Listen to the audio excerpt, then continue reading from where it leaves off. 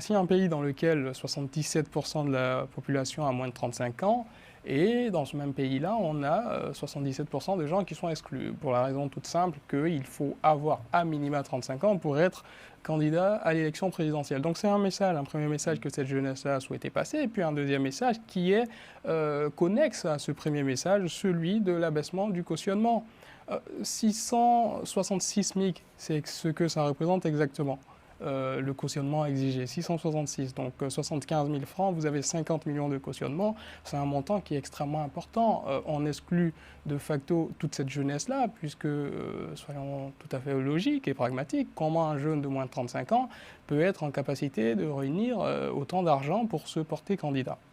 Donc malgré la profondeur du projet que ce jeune de 35 ans peut porter, il est de facto exclu.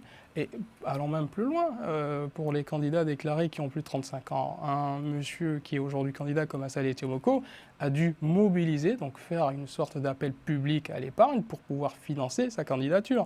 50 millions de francs CFA, c'est un montant qui est disproportionné, qui ne colle pas à la situation économique des ménages ivoiriens. Donc c'est un élément qui, pour moi aussi, est un message passé par ces différentes candidatures. Je tiens aussi sur ce point-là à saluer le nombre important de candidatures féminines, 15%,